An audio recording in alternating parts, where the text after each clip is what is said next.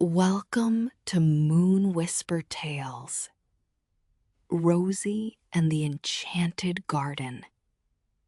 Find a cozy spot, pull your blanket close, and step softly into the most magical garden in the forest, where the flowers only bloom at night and three gentle friends are settling down to sleep just like you. Breathe in slowly and out. Close your eyes and listen. In the deepest part of the enchanted forest, where the oak trees grew so tall their branches touched the moon, there was a garden that only woke up at night. And in that garden lived Rosie, a rose fairy no taller than a thimble, with wings the color of rose petals at dusk, and hands that smelled faintly of earth and sweetness. Each night, Rosie walked the garden slowly, touching each flower with the tip of her finger.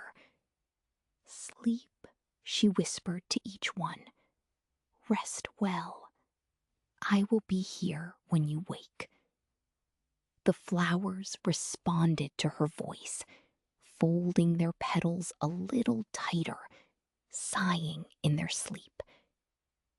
The air around Rosie smelled of dew and something older and softer, the smell of things that grow slowly and well. Tonight, Rosie had checked every rose, every clover, every shy violet tucked at the edge of the path. She had sung the garden to sleep with the oldest song she knew, a song with no words, only a soft hum that sounded like the forest breathing. When she was done, she found her favorite resting place, a closed rosebud, perfectly formed in the very center of the garden. She curled up against its petals, feeling the flower's warmth around her like a small pink room. Rosie let her wings fold flat. She let her breath match the garden's breath, slow and slow and slow. Sleep well, little one. Let something warm and blooming hold you tonight, gently, all the way to morning.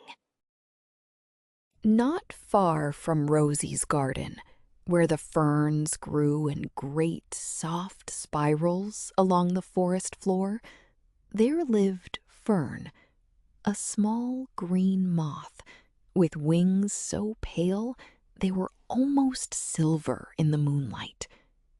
Fern was a night worker.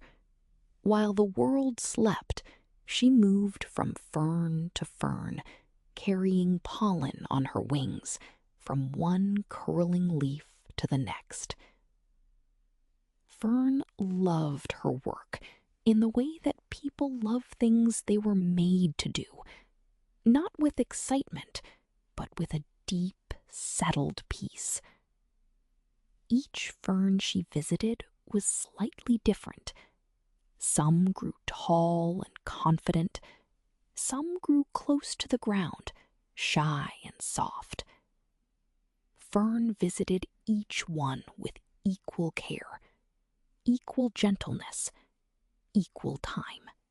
Tonight, when the last fern had been visited and the moon had moved a hand's width across the sky, Fern found a broad leaf, soft and curved like a cradle, hanging just above the forest floor.